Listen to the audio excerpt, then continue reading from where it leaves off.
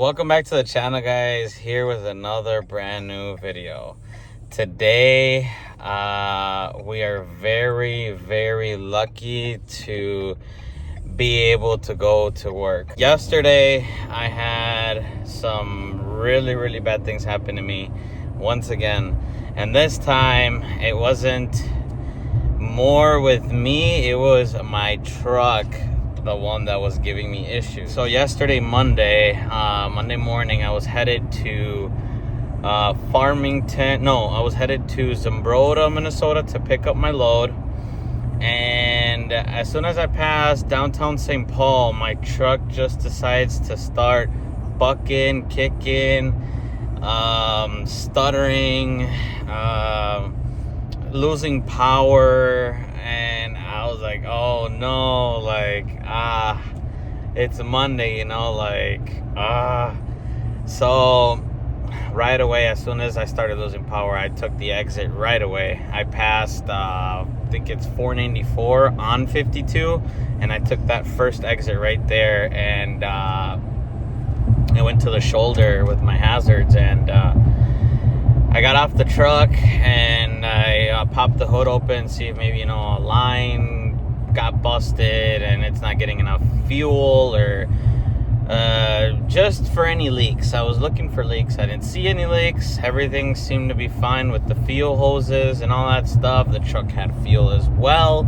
So the only other thing that came to my mind was my fuel filters, that I needed to, maybe swap my fuel filters. They're probably clogged up.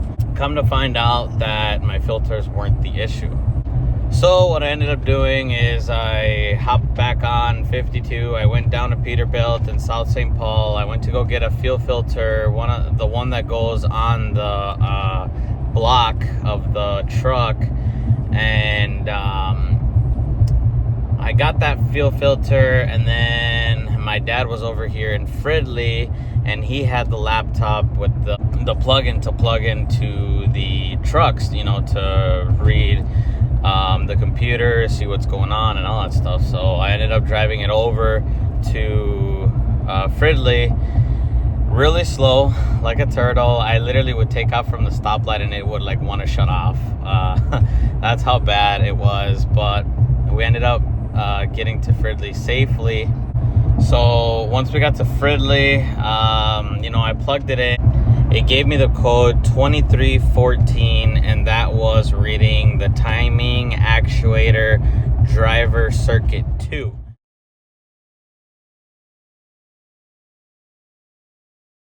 So I don't know what the hell that was. I am no mechanic. I'm just a driver. I can swap parts. I can take off bolts. I can, try to figure out a solution to a problem. I'm okay with that stuff. But when it comes to like internal parts with the truck, or these sensors on these motors that make this other part do this, and that can cause that sensor to do this, and I don't know any of that stuff. Okay, so all I know is the code and what it says. So I ended up calling Peterbilt, and I spoke with service. I let them know the code, and I told them what was going on. So I told them like, hey, what is this part, or where is this part located on the motor? So the guy over at Peterbilt was nice enough and actually, stayed on the phone with me and explained to me and told me exactly where it was. So it turns out that these Cummins, I have a Cummins ISX, it's an 09.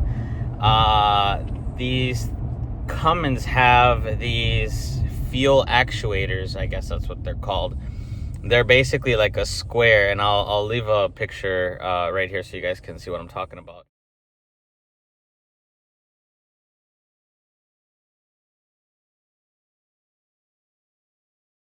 And they have 4 of them. They have 2 on each side, and there's one like circular one in the middle. So it's basically 2 on each side and 1 in the middle.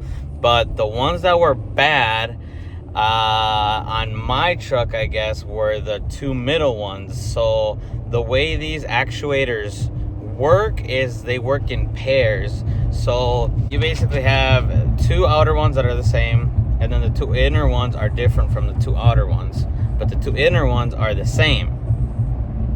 So the guy ended up giving me a part number, and I asked him how much are these things, right? So he's like, they're $1,000, and I'm like, oh, I'm like, for all 4? He's like, no, just one. Guys,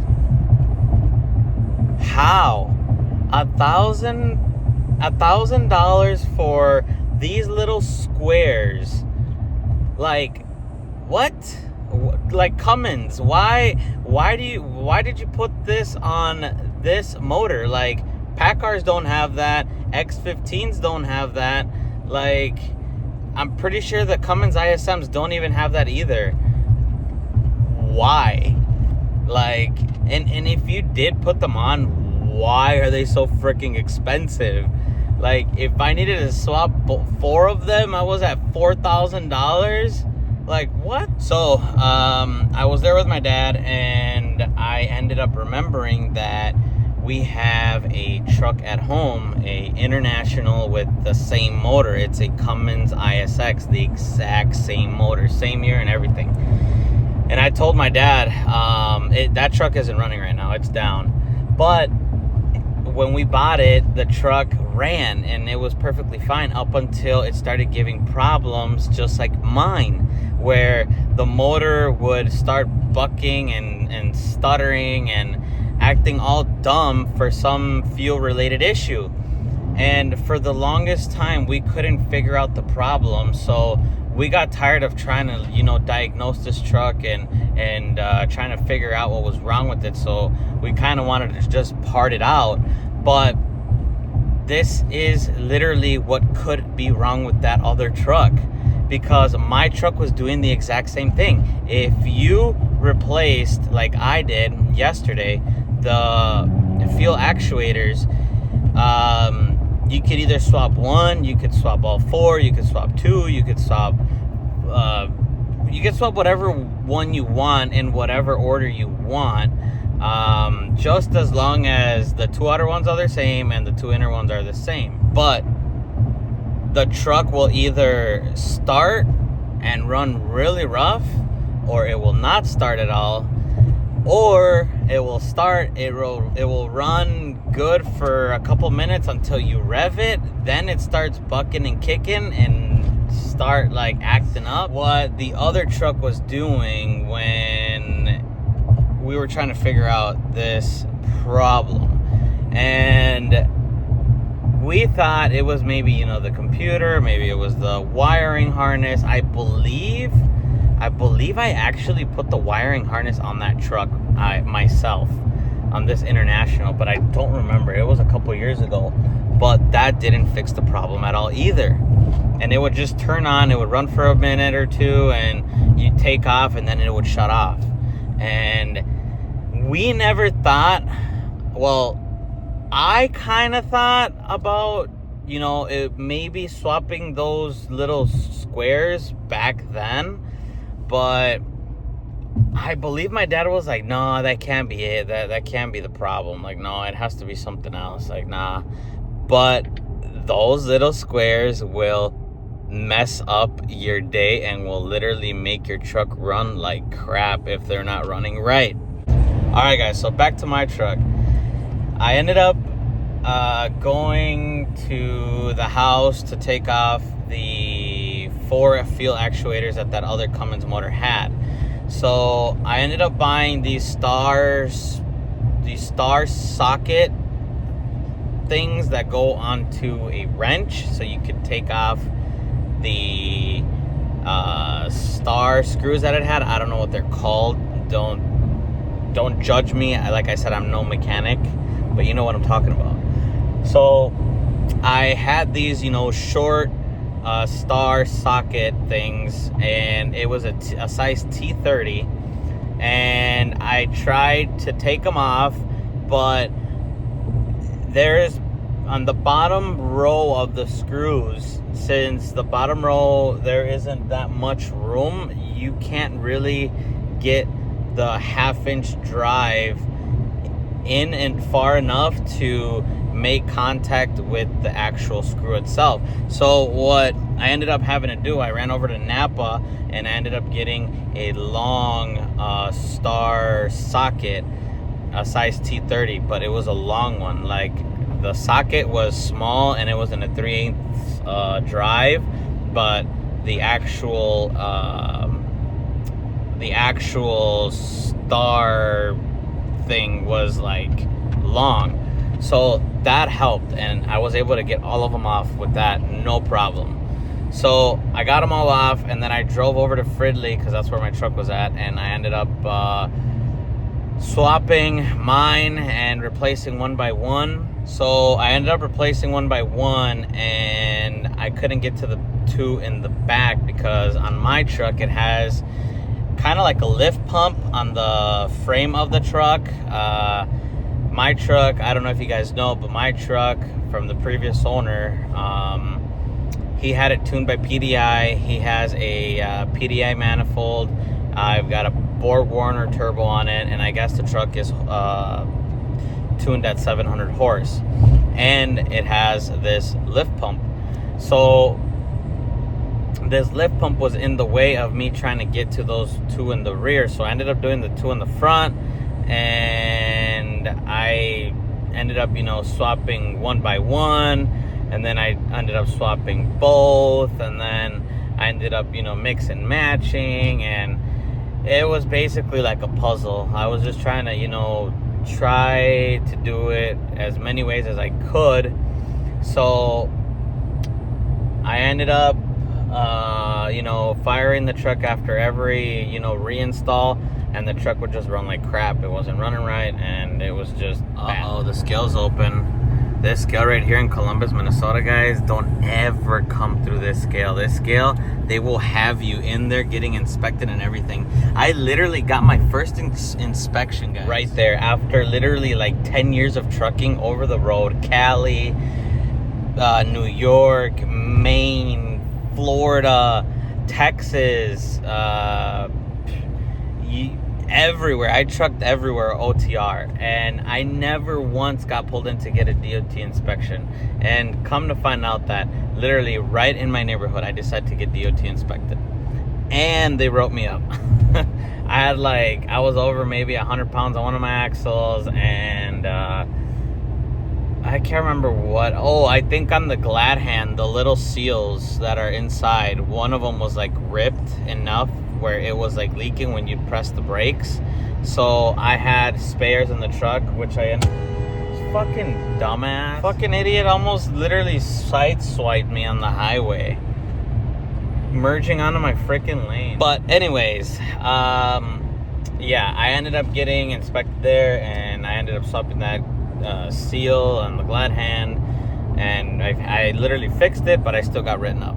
So back to my truck once again. I got distracted. I ended up taking my dad ended up taking the lift pump off, and I ended up taking off the third actuator off. I started, there's 3 screws, and I started unscrewing the 3.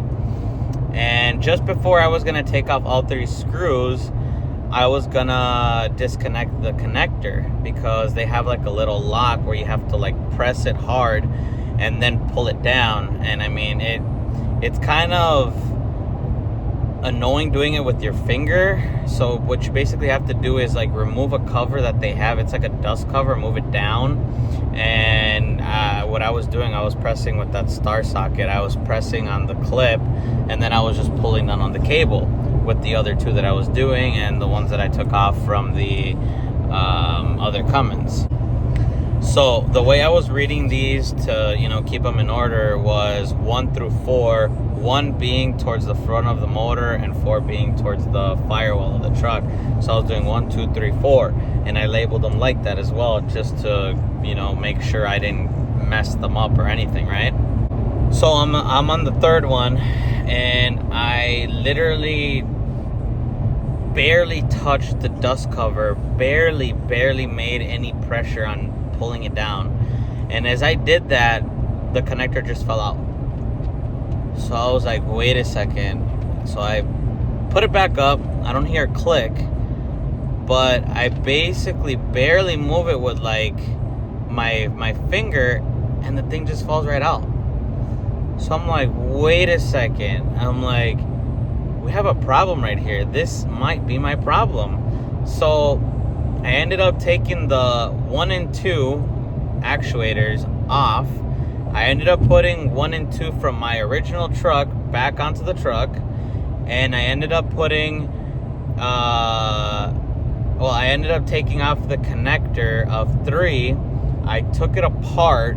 I took out the little plastic, which is like a little locking mechanism thing. I took that out. I took out the orange little gasket that it has to like make pressure or something like that. And I basically repositioned that little orange gasket, and then I put the little cover back on, the locking mechanism thing. And I ended up just, pushing it in harder. So when I pushed it in, I couldn't really get it in to go in. So what I ended up doing, I took it out and I just like pushed it in again. I probably did that like maybe 5 times. And on the 5th time, I was able to get it far up enough where it wasn't like, where I would like wiggle it with my finger and it wouldn't come back off. Like it was on there. So then I started the truck up, and the truck started perfectly fine. The truck was literally fine. No more problems. And then it started bucking and kicking again, like all of a sudden. I was like, oh man. But then I went over to that connector, and the connector with the vibration of the motor and all that, it actually came loose again. So I ended up putting a little pressure upward to see if it would, to see if it was loose. And it was loose, because I would push it up a little bit and the motor would just be fine. And then I let it go and it would fall again, and it would make the truck run like crap again. So our problem was the connector on the 3rd actuator. It literally had fell out of its place, and that was what was causing all these problems since the morning. So what we ended up doing, since we don't have a connector at 9 p.m., we don't have any other way of swapping this connector to get a new one, we ended up zip tying a circle at the bottom where the wires go up. Just before the dust cover, we put a zip tie like this, round like this, and then we looped. And then we got another zip tie and went like this basically. And this one right here went up. It went up and over the actual fuel actuator. It had like a lip on top that was like maybe a centimeter or 2 up from the actual actuator. So we ran it up, and we ended up pulling it so it could basically pull that circle one at the bottom up. So we pulled it as tight as we could. It actually did pull up the connector up and made pressure and kept it in place, and the truck is running perfectly fine. It literally had power. The speedometer was working, because the speedometer before in the morning, it wasn't working. It was bouncing up and down, up and down, up and down, and everything was working perfectly fine. And actually, I forgot to mention that besides that code 2314, it gave me another code for low voltage. So just before we started, diagnosing and all that, I was like, oh man, I was like, here we go with the electrical problems. And y'all know electrical problems can get really messy, really, really messy. So here I am thinking the worst, that, I've got these huge electrical problems now. I might need a computer. I might need harnesses. Who knows if an injector is clipped inside of the freaking cover, or all of these bad things were running through my head. So it honestly, guys, I didn't even clear any codes And when we put that connector back up to the actuator the way it was supposed to, with pressure, with the zip ties and everything, all codes got erased. No more codes at all. So I'm headed right now to my truck because we have a load that we need to go pick up. We're gonna be going to Omaha, Nebraska. Then I'm gonna go over to Cedar Rapids, Iowa, and then I'm gonna go to Dubuque, Iowa, something like that. I can't pronounce it. But we're gonna do those 3 drops, and then we're gonna head over to Upper Iowa, and we're gonna load there in northern Iowa, and we're gonna come back up towards home, and then we'll see what we load after that. I got this boy with me right now. I'm in Edwin's car, my brother's car, and this guy likes to shed quite a bit. So black interior, light colored dog, that doesn't really mix. If you're watching this, Edwin, sorry, I'll clean your car, don't worry. All right guys, let's make sure my truck starts and we have no problems.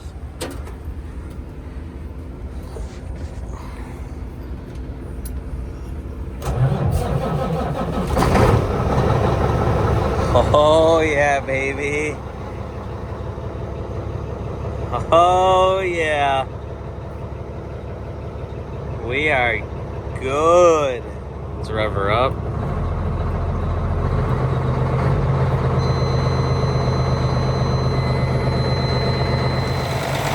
That was my problem right there, guys.